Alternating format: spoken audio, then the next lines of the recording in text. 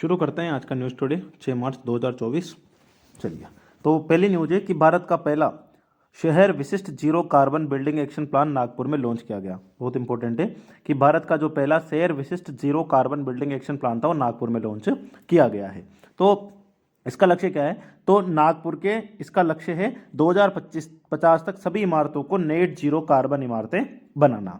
अभी zero carbon buildings क्या होती है? तो जीरो कार्बन बिल्डिंग्स वे बिल्डिंग्स होती है जो निर्माण और सामग्रियों के इस्तेमाल, रख रखाव, प्रबंधक तथा एंड ऑफ लाइफ चरणों में ग्रीन हाउस गैसों के उत्सर्जन में कमी करके अपनी पूरी लाइफ साइकिल के दौरान अपने पर्यावरणीय प्रदर्शन में सुधार करती है।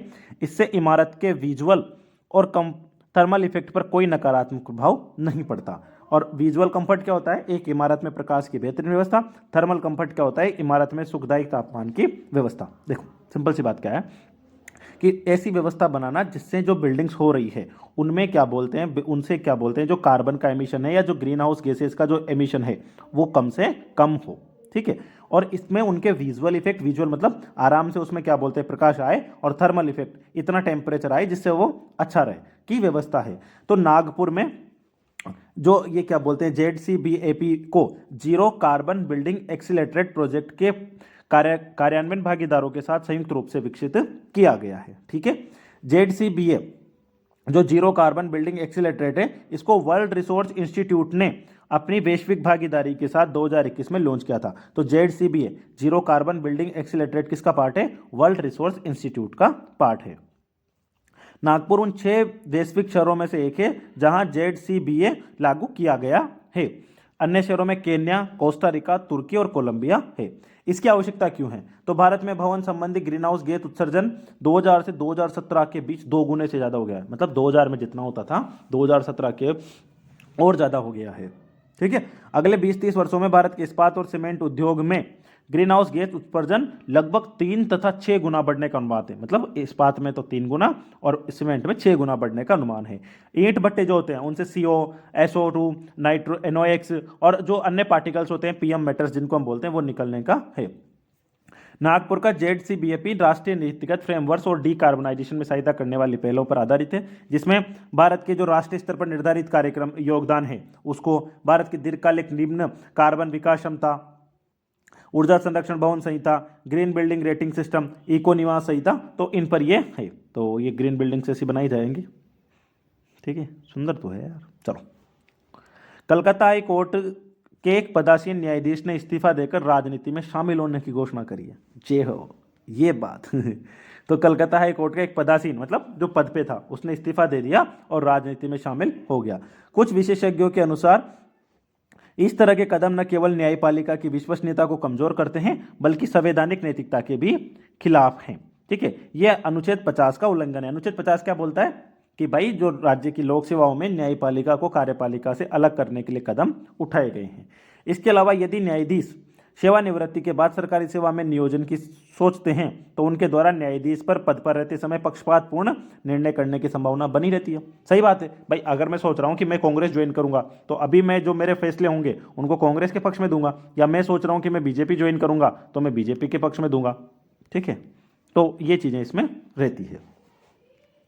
न्यायाधीशों के राजनीति में आने के पूर्व उदाहरण, तो इसके पहले क्या नहीं आया? ये पहली नई बात हुई है? तो नहीं। जो भारत के एक पूर्व मुख्य न्यायाधीश CGI ने 1967 में भारत के राष्ट्रपति पद के लिए चुनाव लड़ा था। सुप्रीम कोर्ट के एक न्यायाधीश ने अपनी सेवानिवृत्ति से कुछ सप्ताह पहले त्यागपत्र देकर 1983 में असम के बारपेटा से लोकसभा का चुनाव लड़ा था। 1952 में सुप्रीम कोर्ट के एक न्यायाधीश को ओडिशा का राज्यपाल नियुक्त किया गया था। अब देखो, कार्यपालिका द्वारा किसी न्यायाधीश को उसकी सेवानिवृत्ति के बाद कोई पद दिए जाने के बारे में संविधान में कुछ भी नहीं कहा गया है। हालांकि सुप्रीम कोर्ट ने 1997 में न्यायिक जीवन के मूल्यों का प्रतिस्थापन सिद्धांत को अपनाया था और इसमें क्या कहा गया था? एक न्यायाधीश को ऐसा कोई भी कार्य करने से बचना चाहिए जो न्यायपालिका की विश्वसनीयता को कम करता हो। सिंपल सी बात है। ठीक है, किसी क्लब, सोसाइटी, एसोसिएशन किसी भी पद के लिए चुनाव नहीं लड़ना चाहिए। ठीक है, और विधि आयोग ने भी कहा कि न्यायाधीशों की सेवानिवृत्ति के बाद संघ या राज्य के अधीन नियोजन स्वीकार करने से रोका जाना चाहिए। सीधी सी बात है, हमारा कॉन्स्टिट्यूशन तो रोकता नहीं है, ये जज की नैतिकता के ऊपर है कि उसको करना चाहिए या नहीं करना चाहिए। बाकी अच्छा आर्टिकल है। मालदीव ने चीन के साथ सैन्य समझौते पर हस्ताक्षर करके भारत से और अधिक दूरी बनाई। ये बड़ा उछल रहा है। चलो, तो मालदीव का ये निर्णय राष्ट्रपति की घोषणा से मेल खाता है। इस घोषणा में भारत में कोई सैनिक नहीं रहेगा। आप लोग जानते होंगे कि भारत मालदीव का भी रिलेशन में थोड़ा सा खटास चली रही है, तो उसकी वजह से यही है। तो मालदीव में चीन की बढ़ती सक्रियता। तो चीन मालदीव में अपनी तेजी से उपस्थिति का विस्तार कर रहा है। एक चीनी कंपनी ने 50 साल की लीज पर फेदुल फिनोलू नामक एक द्वीप का अधिग्रहण किया है। नाम याद रखना भाई, क्या पता कब पूछ ले। फेद्यू फिनोलू किसका द्वीप है? मालदीव का। ठीक है। चीन मालदीव ने बड़ी अवसंरचनाओं में निवेश बढ़ा रहा है। इसका एक उदाहरण है $200 मिलियन का चीन मालदीव मैत्री समूह। ठीक है, तो मैत्री सेतु एक बन रहा है। चीन अनुसंधान पोत जियांग यांग होंग 03 को माले बंदरगाह पर डॉक करने की मंजूरी दी गई। तो जो चीनी अनुसंधान पोत है, ठीक है, उसको मंजूरी दी गई है अभी। ठीक है। भारत के लिए चिंता का विषय क्या है? एक तो भारत की सुरक्षा ही है, क्योंकि भारत के पश्चिमी तट के नजदीक है। अब ये देखो, ऐसे क्वेश्चंस बता देती है, भारत के पश्चिमी तट के नजदीक है, भारत के पूर्वी तट के नजदीक है। ऐसे में मालदीव में चीन की उपस्थिति भारतीय सुरक्षा के लिए खतरा उत्पन्न करती है। क्षेत्रीय शक्ति संतुलन। हिंद महासागर चीन में भारत के प्रभाव को चुनौती मिल सकती है। चीन ने जिबूती में मिलिट्री बेस स्थापित किया। श्रीलंका, म्यांमार में भी इन्होंने हैं इसके। ठीक है, बनटोटा, और इनके बारे में आपने सुना ही होगा। सामरिक प्रतिस्पर्धा। चीन की स्ट्रिंग ऑफ पर्ल्स, चारों तरफ घेरे की नीति, जिसको हम जानते हैं। इसके अलावा चीन के प्रभाव को कम करने के लिए भारत ने क्या कदम उठाए? तो रणनीतिक साझेदारी करी है, जैसे कि यूएसए, जापान, ऑस्ट्रेलिया जैसे देशों के साथ में बहुपक्षीय संबंध बनाए हैं, राजनीतिक आउटरीच। कुल मिला के इतना इंपॉर्टेंट नहीं है, लेकिन सिंपल सी बात यह है कि अभी मालदीव ने चीन के साथ सैन्य समझौता कर लिया है। अगली न्यूज है, विश्व बैंक ने women business and the law report जारी की है। इंपॉर्टेंट है भाई, मेंस में बहुत काम आएगी। तो विश्व बैंक ने women business and the law report जारी की। किसने? विश्व बैंक ने। ये रिपोर्ट विश्व की 190 कानूनी अर्थों, उन कानूनी पड़ताल की बात करती है जहां महिलाओं के आर्थिक अवसर को प्रभावित करते हैं। तो जहां भी फीमेल से रिलेटेड आए, आप इस डाटा को कोट कर सकते हो। इस रिपोर्ट में 10 संकेतकों के आधार पर अर्थव्यवस्था का आकलन किया गया है। 10 संकेत क्या है? सुरक्षा, आवागमन, कार्यस्थल, वेतन, विवाह, मातृत्व, बच्चों की देखभाल, उद्यमशीलता, संपत्ति और पेंशन। तो 10 संकेतक हैं ये। ठीक है, सिक्योरिटी हो गया, आवागमन हो गया, कार्यस्थल हो गया, वेतन हो गया, विवाह हो गया, मातृत्व हो गया, बच्चों की देखभाल, उद्यमशीलता, संपत्ति, पेंशन। ठीक है, इन संकेतकों के आधार पर क्या बोलते हैं, इसको निकाला जाता है। ठीक है, चलिए रिपोर्ट के मुख्य बिंदुओं पर अगर हम नजर डालें एक बार, तो ये रिपोर्ट महिलाओं के लिए, महिलाओं को दिए गए कानूनी अधिकारों और वास्तविक जीवन में अधिकारों को लागू बीच अंतर को स्पष्ट करती है। विश्व स्तर पर कार्यस्थल पर महिलाओं को पुरुषों को मिले अधिकारों के मुकाबले केवल 2/3, मतलब अगर पुरुष को 100 अधिकार हैं तो महिला को ओनली 66 अधिकार है। समझ में आया? भारतीय महिलाओं की पुरुषों की तुलना में केवल 60%, मतलब अगर भारत के पुरुष को 100 अधिकार हैं तो महिला को ओनली 60 ही अधिकार हैं। यदि पुरुष को किसी काम के लिए $1 दिया जाता है तो उसी काम के लिए महिला को 77 सेंट दिए जाते हैं। $1 में 100 सेंट होते हैं, जैसे ₹1 में 100 पैसे, वैसे $1 में 100 सेंट, तो लगभग 77% ही है। 20 से भी कम अर्थव्यवस्थाओं ने पुरुषों और महिलाओं के अंतर को समाप्त करने के लिए कारगर उपाय किए हैं। ये तो हमने अभी 2-3 दिन पहले भी देखा था। लगभग सभी अर्थव्यवस्थाओं ने सुरक्षा और बाल देखभाल संकेतकों में खराब प्रदर्शन किया है। महिलाओं में घरेलू हिंसा, लैंगिक उत्पीड़न, बाल विवाह, फेमिसाइड के मामले में जरूरी कानूनी सुरक्षा की तुलना में केवल 1/3 सुरक्षा प्राप्त है। ठीक है, लगभग अवैतनिक देखभाल कार्य पर प्रतिदिन 2.4 घंटे अधिक बिताती है। ठीक है, अधिकांश समय बच्चों की देखभाल में व्यतीत करती है। क्या इसमें सिफारिश की गई है? एक तो मैटरनिटी लीव दी जाए, ठीक है, और पेटर्निटी लीव भी दी जाए। समान वेतन के लिए समान प्रावधान, ठीक है, हमारा डीपीएसपी भी ऐसे प्रावधान करता है। कंपनियों के बोर्ड्स में महिलाओं की नियुक्ति से संबंधित बाध्यकारी कोटा लागू कर दो। आरक्षण देखो, ठीक है, बच्चों की देखभाल के लिए किए गए कार्य के दौरान छुट्टी की अनुपस्थिति न मानकर महिलाओं के लिए समान सेवानिवृत्ति लाभ सुनिश्चित किया जाए। चलिए, कार्यस्थल पर लैंगिक समानता सुनिश्चित करने के लिए शुरू की गई पहले एक तो वेतन संहिता शुरू की थी हमने, जिसमें कोई भेदभाव नहीं रहेगा। मातृत्व लाभ में क्या बोलते हैं हमने, सुविधा और 26 सप्ताह की छुट्टी, ऐसी चीजें करी थी। कार्यस्थल पर हमने क्या बोलते हैं, महिलाओं का जो अधिनियम है उसको लॉन्च किया था। तो ऐसी हमने चीजें करी थी। हाँ भाई, ये अभी सुर्खियों में है। फ्रांस संवैधानिक अधिकार के रूप में गर्भपात की गारंटी देने वाला पहला देश बना। तो जो फ्रांस है वो संवैधानिक अधिकार के रूप में गर्भपात की गारंटी देने वाला पहला देश बन गया है। फ्रांस में कदम अमेरिका सुप्रीम कोर्ट द्वारा महिलाओं में गर्भपात का अधिकार छीनने के विवादास्पद फैसले के बाद उठाया गया। तो देखो, यूएसए ने छीना है, फ्रांस ने दिया है। गर्भपात के पक्ष में क्या है? किसी महिला की शारीरिक स्वास्थ्य और सुचिता को बनाए रखने के लिए गर्भपात का आवश्यक है। गर्भपात के अधिकारों को छीना महिलाओं के स्वास्थ्य तथा उनकी स्वतंत्रता समानता को खतरे में डालना है। तर्क क्या है? मानव जीवन को समाप्त करने के बराबर है। गर्भपात की प्रक्रिया से गुजरने वाली महिलाओं मनोवैज्ञानिक और भावनात्मक प्रभाव पड़ता है। अब भारत की बात कर लेते हैं, तो फ्रांस की बात है, हमें एक फैक्ट के रूप में याद रखना है सिर्फ। भारत में गर्भ का चिकित्सीय समापन अधिनियम 1971 लाइसेंस प्राप्त चिकित्सा पेशेवरों को विशिष्ट और पूर्व निर्धारित स्थितियों में गर्भपात की अनुमति देता है। तो भारत में हम कब कर सकते हैं? अभी 2021 में संशोधन होता, गर्भपात के 20 सप्ताह तक गर्भपात के लिए केवल एक डॉक्टर, अगर गर्भ को धारण किए हुए 20 सप्ताह हुए हैं तो 20 सप्ताह के लिए अगर गर्भपात कराना है तो केवल एक डॉक्टर की कंसल्टेंसी की जरूरत पड़ती है। 20 से 24 सप्ताह तक के गर्भ को समाप्त करने के लिए कम से कम 2 चिकित्सकों की सलाह होगी। ये प्रावधान जो रेपिस्ट पीड़ित होते हैं, परिवार के सदस्य द्वारा व्यभिचार की पीड़ित महिला हों और अन्य असहाय महिलाओं के लिए उपलब्ध हैं। सुप्रीम कोर्ट का भी फैसला है कि अविवाहित महिलाओं को भी विवाहित महिलाओं के समान ही गर्भपात का अधिकार है। सुप्रीम कोर्ट ने यह भी निर्णय दिया कि एमटीपी अधिनियम के तहत बलात्कार की श्रेणी में वैवाहिक बलात्कार भी शामिल होगा। अगला देखते हैं, ट्रांसपोर्ट मीडियम के रूप में end to end quantum communication link स्थापित किया गया। तो ट्रांसपोर्ट मीडियम के रूप में end to end quantum communication link स्थापित किया गया। इस end to end quantum communication link में फाइबर और फ्री स्पेस दोनों को शामिल किया गया है। भारत में पहली बार सी डॉट और भौतिक अनुसंधान प्रयोगशाला ने सी डॉट की स्वदेशी साइबर आधारित क्वांटम के डिस्ट्रीब्यूशन प्रणाली के साथ पीआरएल के फ्री स्पेस क्यूकेडी के एकीकरण का प्रदर्शन किया है। ठीक है, अब जो सी डॉट है दूरसंचार विभाग की दूरसंचार अनुसंधान और विकास की शाखा है और भौतिक अनुसंधान विभाग अंतरिक्ष विभाग की शाखा है। क्यूकेडी क्या है? क्वांटम संचार की एक सुरक्षित तकनीक है। इसके तहत संचार नेटवर्क की फ्यूचर प्रूफ सुरक्षा के लिए क्वांटम मैकेनिक्स के घटकों का शामिल करने के लिए क्रिप्टोग्राफिक प्रोटोकॉल का इस्तेमाल किया जाता है। तो इसके तहत इसमें बहुत सिक्योर होता है। यह संचार प्रक्रिया में शामिल दो पक्षों को एक साझा रैंडम सीक्रेट की उत्पन्न करने में सक्षम बनाता है। इस रैंडम सीक्रेट का पता केवल इन दो पक्षों को होता है। इसकी का उपयोग दोनों पक्ष संदेश को एनक्रिप्ट और डिक्रिप्ट करने के लिए कर सकते हैं। सीधी सी बात है, जब हम एक दूसरे को मैसेज भेजेंगे तो उसको कोई और पढ़ नहीं पाएगा। इस क्वांटम चैनल में किसी भी हस्तक्षेप या गड़बड़ी का पता चल जाता है कि डिस्ट्रीब्यूशन को निरस्त किया जा सकता है। तो संचार नेटवर्क जैसे एंड टू एंड सुरक्षा प्रदान करने के लिए क्यूकेडी को विभिन्न माध्यमों जैसे ऑप्टिकल फाइबर, फ्री स्पेस और उपग्रह के जरिए उपयोग में लाया जाता है। क्वांटम कम्युनिकेशन दरअसल क्वांटम प्रौद्योगिकी 4 घटकों में से हैं। तो quantum computing, quantum sensors, quantum materials और क्वांटम कम्युनिकेशन, तो 4 चीजें क्वांटम कंप्यूटर में प्रौद्योगिकी में आ जाती है। क्वांटम तकनीक क्वांटम मैकेनिक्स के सिद्धांतों पर काम करती है। इसमें शामिल है सुपरपोजिशन, एंटेंगलमेंट, टनलिंग, संचार, कंप्यूटिंग, सिमुलेशन, रसायन शास्त्र, स्वास्थ्य, इन सब में इसका यूज किया जाता है। क्वांटम के लिए हमने एक तो राष्ट्रीय क्वांटम प्रौद्योगिकी अनुप्रयोग मिशन शुरू किया है। क्वांटम इनेबलेंट साइंस और टेक्नोलॉजी शुरू किया है। प्रधानमंत्री विज्ञान प्रौद्योगिकी नवाचार सलाहकार परिषद का quantum frontier mission, national mission और इंटरडिसिप्लिनरी फाइबर फिजिकल सिस्टम, तो ये सब हमने इसमें लॉन्च किए हैं। अब बात करते हैं हम अन्य सुर्खियों की।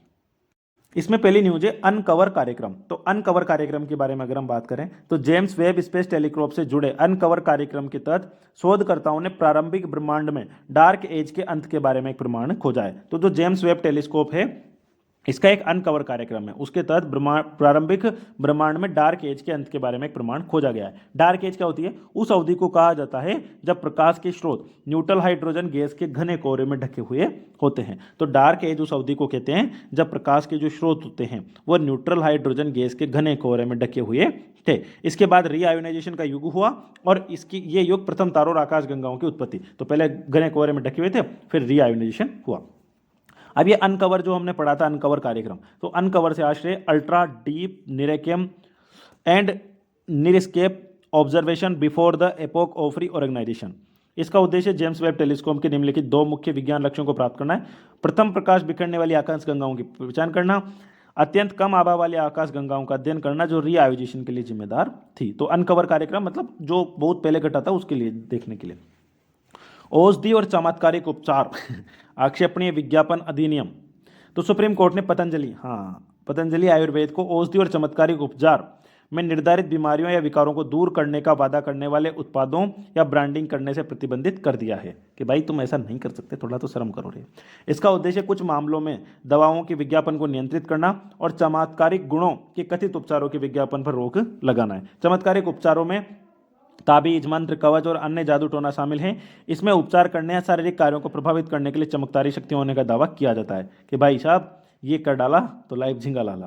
पहली बार दोषी पाए जाने तक 6 महीने तक कैद या जुर्माना और दोबारा दोषी पाए जाने पर 1 वर्ष तक की कैद इसमें हो सकती है। तो न्यूज में ये औषधि और चमत्कारिक खेत।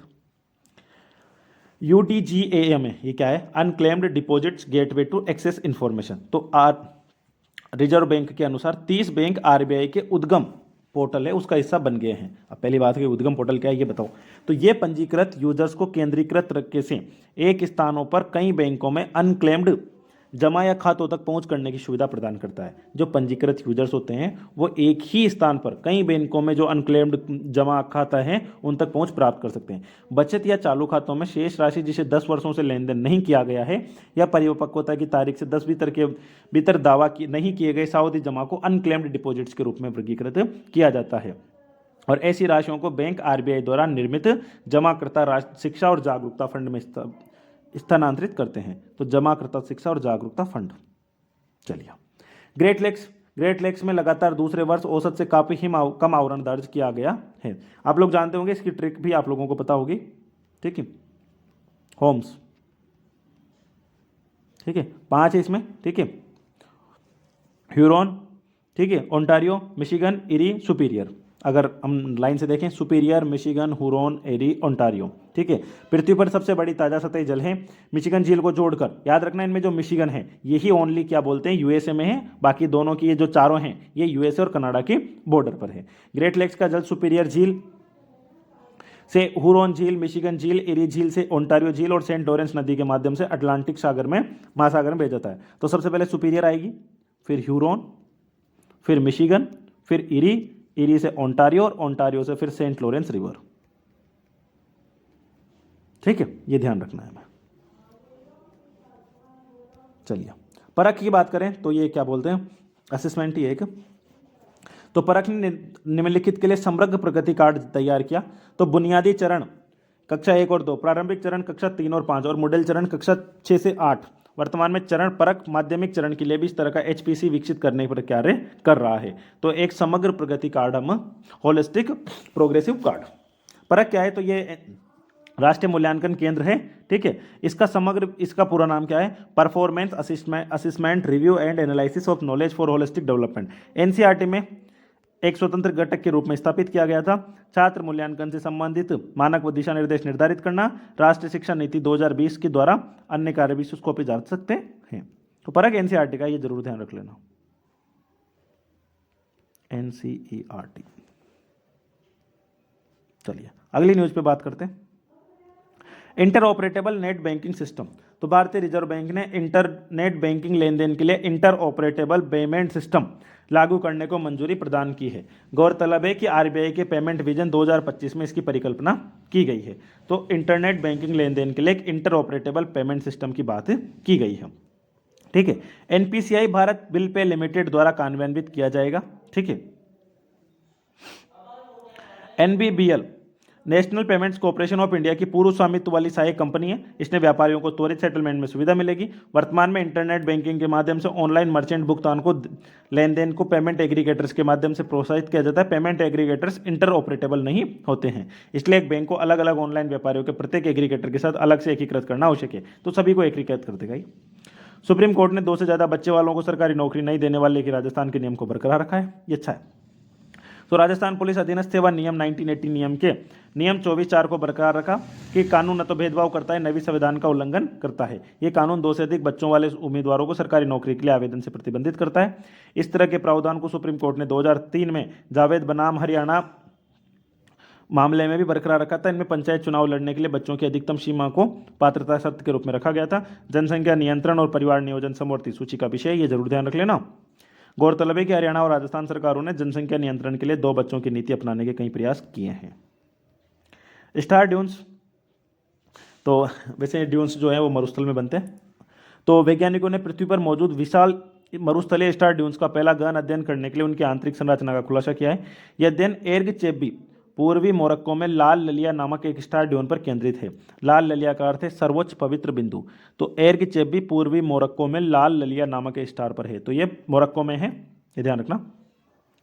इनका निर्माण जटिल पवन तंत्र वाले क्षेत्रों में होता है। जटिल पवन तंत्र का अर्थ है उस क्षेत्र में पवन प्रवाह सभी दिशाओं से होता है, तो चारों तरफ घूमती है। पृथ्वी के मरुस्थलों में बनने वाले सभी ड्यून्स में स्टार ड्यून्स का हिस्सा केवल 10% है। सभी ड्यून्स में इनकी ऊंचाई सर्वाधिक, तो स्टार ड्यून्स की सर्वाधिक ऊंचाई होती है। पृथ्वी के सबसे बड़े विशाल स्टार ड्यून्स बदेन जारन मरुस्थल चीन में पाए जाते हैं। अब ये हम जनरली टकला मकान, गोबी मरुस्थल ये तो सुनते हैं, लेकिन जारन मरुस्थल नहीं पढ़ते हैं। तो जारन मरुस्थल चीन में। इन्हें मंगल ग्रह और शनि के चंद्रमा टाइटन पर भी देखा गया है। ये अच्छा क्वेश्चन बन सकता है ज्योग्राफी का इस बार। फ्रांस न्यूज में भाई, ठीक है। भारत और फ्रांस के बीच दूसरा फ्रांस रणनीति अंतरिक्ष संवाद हुआ। ये संवाद दोनों देशों के बीच द्विपक्षीय संबंधों में अंतरिक्ष के बढ़ते। फ्रांस विशाल यूरेशियाई भाग के पश्चिमी छोर के Belgium, Luxembourg, Germany, Switzerland, Italy, Spain, Andorra, England, इन सबसे इसकी सीमा लगती है। मोनाको एक स्वतंत्र एनक्लेव है। भूमध्य सागर में स्थित कोर्सिका द्वीप देश का अभिनिंगा है, ठीक है। बिश्के की खाड़ी, इंग्लिश चैनल, डोवर जल डमरू, ठीक है। माउंट ब्लॉन्क यहाँ पर है। राइन रिवर, सीन रिवर, जूरा पर्वत, फ्रेंच आल्प्स, ठीक है।